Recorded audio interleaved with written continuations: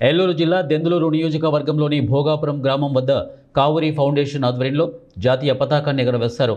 ముఖ్య అతిథిగా కృష్ణా జిల్లా పెద్దమద్దాలి గ్రామానికి చెందిన ఎస్సీ ఎస్టీ హక్కుల సంక్షేమ వేదిక జిల్లా అధ్యక్షుడు ముదునూరు శివకృష్ణ జాతీయ పతాకాన్ని ఆవిష్కరించారు. బీజేపీ ఏలూరు జిల్లా అధ్యక్షులు విక్రమ్ కిషోర్, బీజేపీ నాయకులు కృష్ణప్రసాద్ ఆధ్వర్యంలో 77వ గణతంత్ర దినోత్సవ వేడుకలు ఘనంగా జరిగాయి. ఈ సందర్భంగా పలువురు మాట్లాడుతూ స్వతంత్రం వచ్చిన తర్వాత 3 సంవత్సరాలకు భారత రాజ్యాంగ నిపుణులు పర్యవేక్షణలో 26వ తేదీన పూర్తిస్థాయిలో భారతదేశానికి గణతంత్ర దినోత్సవం ఏర్పడిందని వారు తెలిపారు. నేటి యువత భారత రాజ్యాంగ స్ఫూర్తిని అలవర్చుకొని స్వాతంత్ర సమరయోధుల త్యాగ నిరతిని గుర్తు చేసుకుంటూ స్వాతంత్ర ఫలాలు అందరూ అందుకోవాలని వారు అన్నారు. స్థాపించినటువంటి కావూరి సాంబశివరావు గారికి కూడా ముఖ్యంగా ప్రత్యేక ధన్యవాదాలు తెలియజేసుకుంటున్నాను. అట్లాగే ఈ యొక్క రోజు మనకి ఏదైతే ఉందో రిపబ్లిక్ డే, రాజ్యాంగ అవతరణ దినోత్సవం ఎప్పుడు జరిగింది, ఎలా జరిగింది అనే దాని గురించి నేను 2 విషయాలు మీతో పంచుకోవాలనుకుంటున్నాను. అందరికీ తెలిసిన విషయమే అయినా కానీ ఈ యొక్క పండుగ దినాన్ని పురస్కరించుకుని మరొకసారి నేను గుర్తు చేయాలనుకుంటున్నాను. దాదాపుగా ఒక రాజ్యాంగం నిర్మించడానికి 2 సంవత్సరాల 11 నెలల 18 రోజుల కాలం, సుమారుగా అంటే 3 సంవత్సరాల. ప్రపంచంలోనే అతిపెద్ద లిఖితపూర్వక భారత రాజ్యాంగం మనదే ప్రపంచంలోనే. అందుకు కృషి చేసినటువంటి, రూపకల్పన చేసినటువంటి డాక్టర్ బాబాసాహెబ్ అంబేద్కర్ గారికి కూడా ఈ సందర్భంగా మనం యావత్ భారతదేశం ధన్యవాదాలు తెలుపుకోవాలి. అట్లాగే మొత్తం కమిటీ సభ్యులందరికీ కూడాను.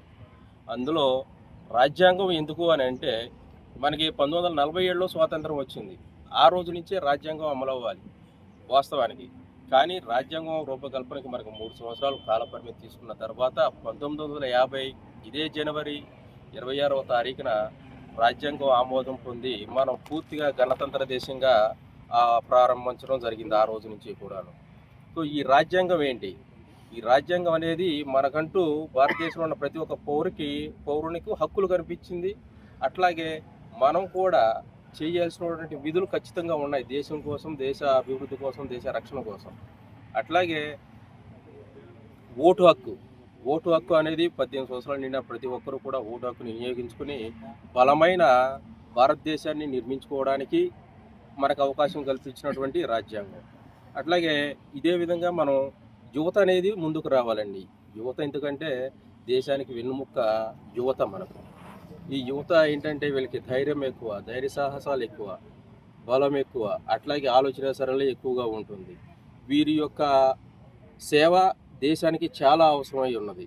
కాబట్టి ఈ సందర్భంగా యువతను కూడా నేను పిలుపునిస్తున్నాను. ప్రతి ఒక్క యువత కూడా దేశం పట్ల గౌరవభావాలతో ఉన్నారు. ఇంకొంచెం ఎక్కువగా ఉంచుకుని మనంతు సహాయం కూడా మన చుట్టుపక్కల వారికి సహాయం చేసుకుంటూ, మీకు తెలిసిన వారికి దేశ భావన, ఈ యొక్క స్వాతంత్రం రావడానికి వచ్చిన తర్వాత చేయడం ఎంతోమంది మహానుభావులు ప్రాణాలు అర్పించడం జరిగింది. వారి యొక్క త్యాగ ఫలమే మనం ఈరోజు ఈ విధంగా ఉన్నాం. 1947 నుంచి 50 వరకు మనకు బ్రిటిష్ పాలన అనేది అయితే ఆ రూల్ ఉన్నది. అది పోయి పూర్తిగా మనం గణతంత్ర దినోత్సవంగా ఏర్పడ్డాము.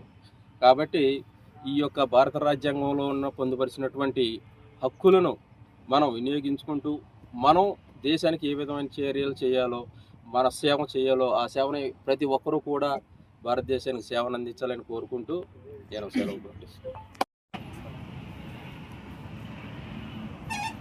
ఈనాటి ఈ యొక్క జాతీయ జెండా ఆవిష్కరణలో పాల్గొన్నటువంటి నా తోటి మిత్రులందరికీ కూడా గణతంత్ర దినోత్సవ శుభాకాంక్షలు తెలియజేసుకుంటూ, సభాధ్యక్షులు మిత్రులు కృష్ణప్రసాద్ గారికి, మనందరికీ స్ఫూర్తిదాయకమైనటువంటి స్ఫూర్తి ప్రదాత, వారి యొక్క స్ఫూర్తితోటి ఈ యొక్క జెండా ఏర్పాటు చేసినటువంటి పెద్దలు గౌరవనీయులు